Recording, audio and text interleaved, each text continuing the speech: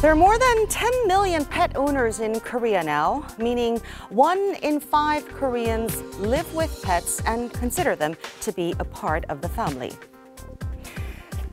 Mindful of this trend, all leading candidates in the presidential election held earlier this year had made pledges on animal welfare, hoping to woo the growing number of pet-owning voters.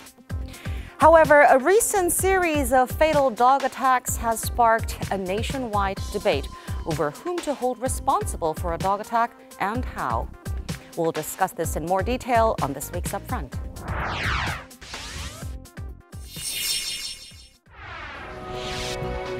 With more than 10 million pet owners in Korea, a growing number of dog bite attacks are raising the public's concerns. Recent victims of fatal dog bites include the owner of a renowned Korean restaurant who was mauled by a French bulldog owned by a popular singer, and a 75-year-old woman and a 1-year-old baby, all attacked by domesticated dogs. The number of reported dog bite accidents have more than quadrupled over the past 5 years, from 245 in 2011 to over 1,000 in 2016. In response to the alarming figures, many are calling for more effective measures to increase responsibility and accountability of dog owners.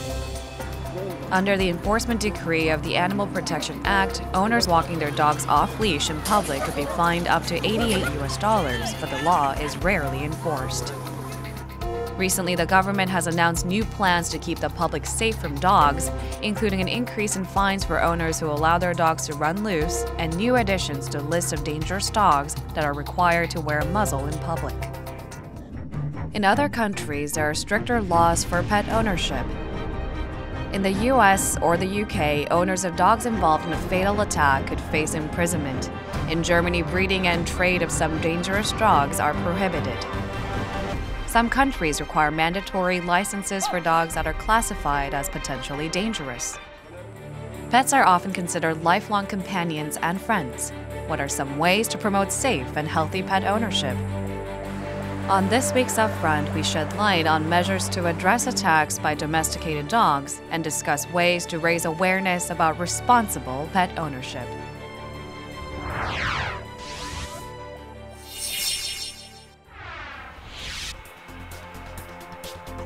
For today's discussion, we're joined by 2 experts. Please welcome Lee Ji-soo, an attorney at law, and Lee Hye-won, a veterinarian working as Vice Director of the Institute for Animal Welfare at Konkuk University. Welcome. Thank you for having me here.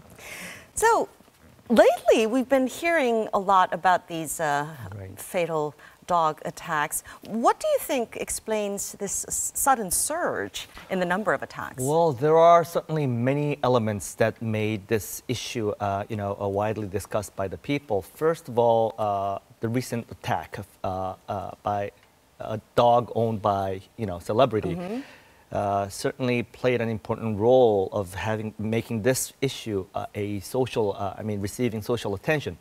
As we can easily see, around our neighborhood, we see more and more animals compared to previous times. You just walk around your neighborhood, you will easily find whether dogs or cats or some different type of animals. So people, confront animals more often than before. So I guess this all,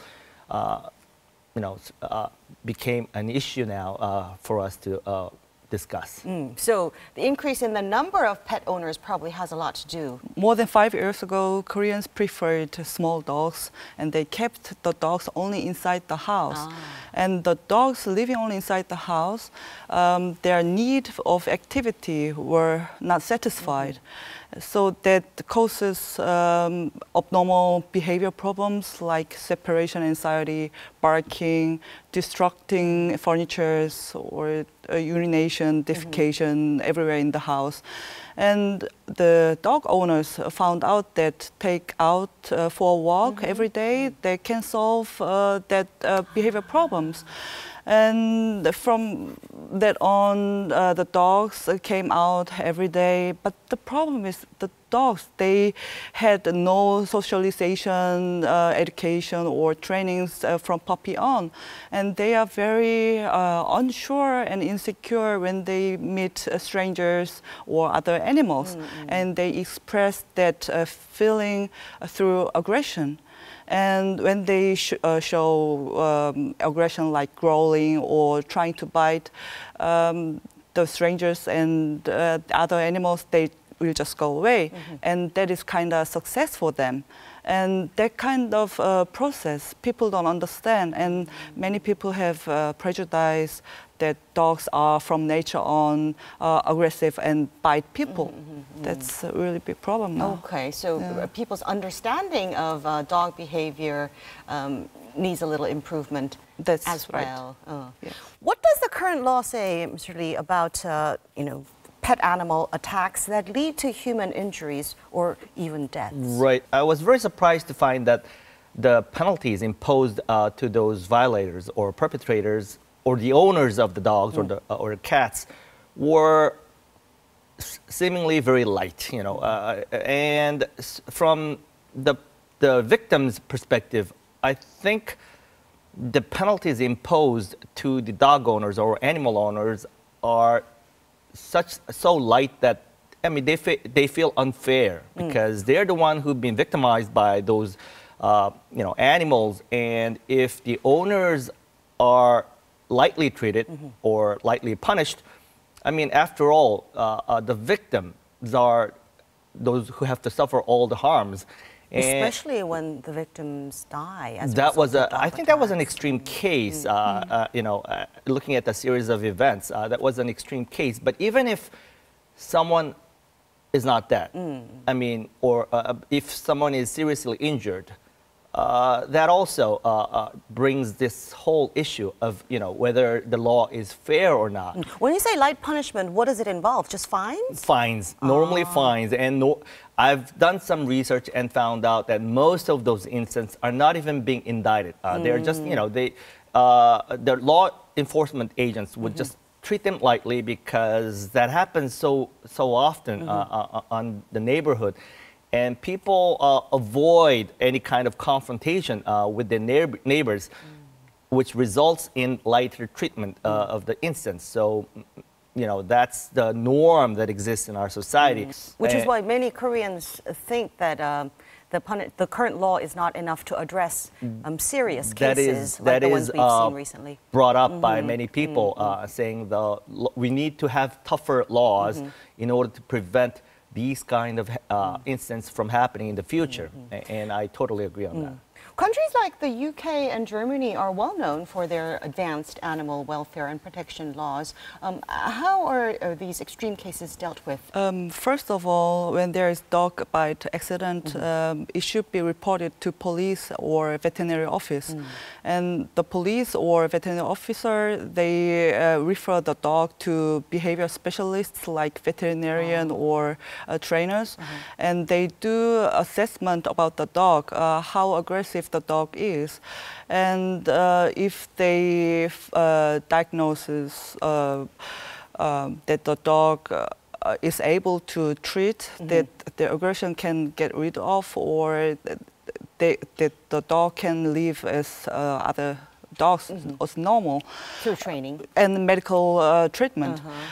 But some cases when the dog is really seriously aggressive and it cannot be get rid of, then the specialists, they say, okay, the dog must be put down, it must be euthanized. But it's very extreme case. What about the owner? The owner and the specialists, they also determine if the owner is able to handle the dog or not, if that owner can give the appropriate treatment for the dog.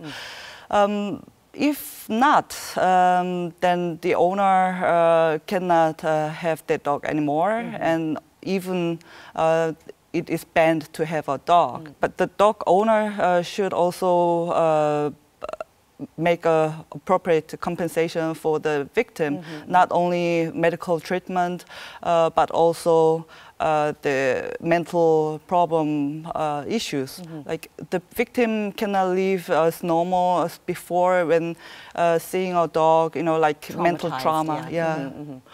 What about in the case of a victim dying? it should be examined if the dog is really responsible for the case. It was intended case. That case can be also give a real punishment. The Korean government and the National Assembly are currently pushing for a legal revision. For example, the Ministry of Agriculture plans to add a few more breeds to the list of so-called dangerous dogs. What exactly does that mean? We should see the case in Europe. Europe has more than 20 years that dangerous dog law. And the statistic after the law, the dog bite accidents did not reduce. That means that breeds, it's not the main dogs that bites. And the animal welfare scientists and behavior specialists, they researched about the bites cases and found out that all kind of dogs can bite. And that means all kind of dogs should be considered dangerous. Yes, should have socialization trainings from puppy on. And the dog's nature is they are willing to live in harmony with people, with humans. And if they get proper educations, they would not bite animals or humans. So just adding breeds in the dangerous dog law, that does not help to reduce the dog bite accidents. You don't think it means too much? No. What do you think? I think Dr. Lee made a very important statement here. People think only certain breeds are dangerous, but in fact, people who have dogs or animals must accept the simple fact. It is not certain breeds that can be that can be aggressive to the neighbors. It can be his or her own pets that can anytime cause this kind of trouble. So accepting that, then as Dr. Lee pointed out, in order to own those pets, they must go through certain, training courses so that they never become or cause any problems in the neighborhood. But that simple fact is not easily accepted by the owners. I've seen, many instances when they think, well, my dog never never bites. They don't bite their owners. Exactly, that's the point. Yeah. My sister owns a dog, and whenever I go to her house, because I'm a stranger to the dog, starts barking at me and almost wants. It's a very tiny, small dog, but my sister says, "Well, don't worry, don't worry." Well, maybe she doesn't need to worry because she sees the dog every day. But for someone like me, a stranger, can be a potential danger at any time. So we first have to start, from that. The owners must assume that his or her dog can bite the strangers at any time. It's not just a when threatened. That's just animal instinct. Exactly. Yes. So it has more to do with behavioral training or lack of behavioral training rather than the dog's own temperament. Yes, yes. Because as I've told you before, dogs are really willing to live with humans peacefully. So they are very social animals, and they don't want conflicts. And when they show those aggressions, that's also very big stress for them too. So we should understand the normal behaviors of dogs, and we should interpret their behaviors not falsely, and we should accept their needs also, and then we can have a better life with our dogs. Well, prevention is probably more effective than punishment. Korea does have an Animal Protection Act, and under it, owners are obliged to keep their dogs on leashes in public places, but this is a rule that is not too well followed or enforced. Now, in light of recent incidents, some people are calling for muzzles on all dogs as well. What do you think about that? There is no country on earth which has a muzzle obligation for all dogs. Dogs need to sniffle, and some dogs eat grass when they go to walk. And it's a very uncomfortable actually for the dogs. But if the dog shows some aggressions, the owners should be responsible and they should put muzzles to their dogs. It does not care which breeds. When the dogs are insecure and unsure and show any kind of aggression to strangers or to animals, then the dog needs to be muzzled. Yeah. Well, starting in March of next year, individuals can be rewarded for reporting negligent owners who let their dogs run loose. That is now contemplated at the National Assembly level, but I'm not sure whether that will be enacted or not because there are some groups who resist to it. Whenever the law enforcement agents relies on other people, there is always this emotional conflict amongst the neighbors. I don't think that is a very effective way of controlling those behaviors. And because your neighbor, you will no longer trust or have any emotional attachment or likeliness once you know that your neighbor is watching your dog, whether it is being leashed or not. So I don't think that's an effective way of controlling this whole thing. Muzzling may be too much to make it an obligation for all different kinds of dogs, because, I mean, there are some dogs that are so big that, intimidates people, but at the same time, there are small dogs which are potentially dangerous, but, making those rules, mandatory, having all those muzzles, that may be too much from the, animals' protection perspective, but at the same time, having a leash, that must become a mandatory thing. It's compulsory. Yes.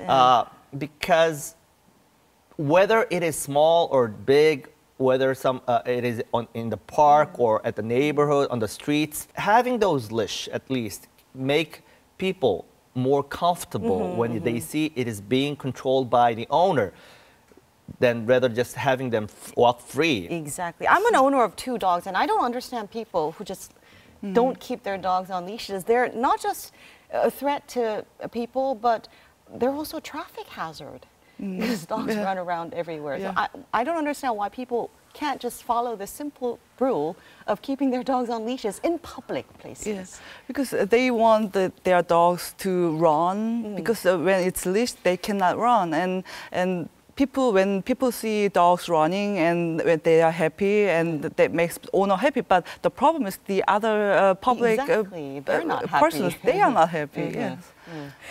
Well, there's no doubt that responsible dog ownership is critical in preventing these accidents.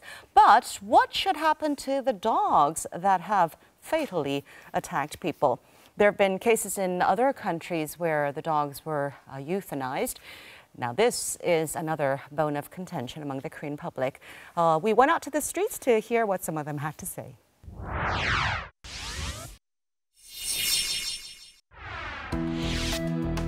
A recent spate of fatal dog bite attacks has triggered a debate over the punishment of dogs involved in a biting incident.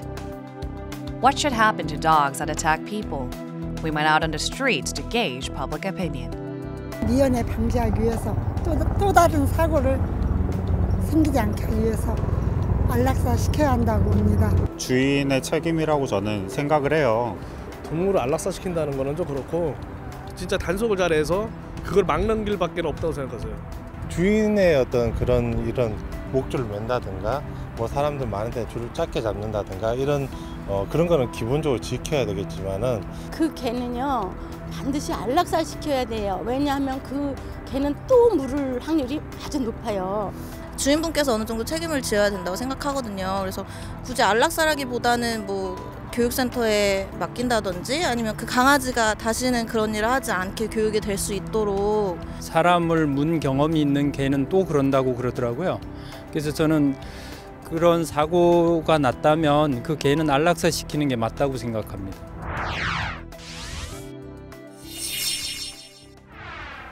Now we have to clarify that this is in the extreme cases of dog attacks causing deaths. What do you think? I think the example that Dr. Lee introduced, what happens in other countries like in Germany or UK, I think that's one of the ideas that we can borrow from them. Like if there's an incident, it has to be with no exceptions, must be reported to certain agencies. And if that happens, I think without no exceptions, all dogs must go through some training courses because or assessment. And then those group of specialists may go through and review whether that dog can go back to the human community or not. If dog fails to pass certain process, unfortunately, the dog cannot stay with the human community. So it has to be taken an extreme measure. But you do think owners should take more responsibility? Legally speaking, the law, unfortunately, only divides into human beings and things. So if it is not human being, it is a thing, whether there's an emotional attachment or not. I know that the pet owners would not like to hear this, but the law do not distinguish whether it is a dog or cat. If it is not a human being, it is things. So the things cannot be accountable or for its conduct. Right. It is the owners. It is a human being that will have to confront civil penalties if it causes danger. So the owners, without exceptions and without argument, is always accountable for what his or her dogs causes to other people. So now the problem is, what do we do with the dog that cause suffer to other neighbors?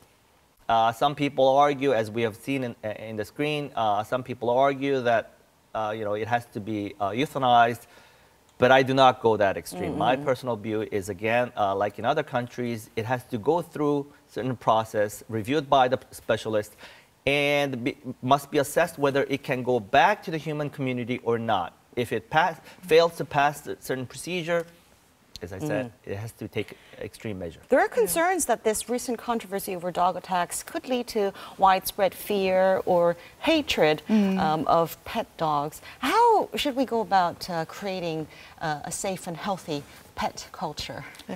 As we know, most of dogs, they are willing to live peacefully, and they don't want any problems or conflicts with the humans. My dogs think they're humans. So people who does not own dogs, they should accept also that dogs will not cause any problems. It's just few dogs that cause problems. And in that cases, owners should be more active to control the dog or to give the right treatment for the dog. And that behavior problems can be treated actually as medically or as with training. Yes. Yes. So it's kind of the dog owner should make sure that other people want to be also feel secure in public places. Yeah. Any word of advice to I think pet owners? The reason why we are talking about this issue, after all, is because I hear that about 55 or 60% of the people now live in apartments. So they're living in a very condensed area, which means you get to have higher chance of seeing your neighbor and also with some other pets. The owners should have more accountability of owning pets. That is the only way we can live together in a very condensed area. Otherwise, if you just take that lightly, unfortunately, those pets must be eliminated from the society. Otherwise, we can't live. After all, although I do not want to say this, but humans are first. They have the priority of being there. If the pets, whether you like it or not, wants to live together with the humans, they are the ones who have to be kept accountable. That's why they have to take precautionary measures from those kind of unhappy incidents happening. That's why tougher laws are being deliberated at this point. I personally do not want those, tougher penalties imposed on the animals, to the animal owners.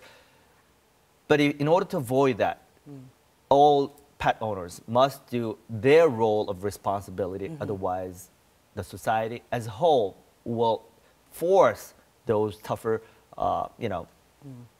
measures against them.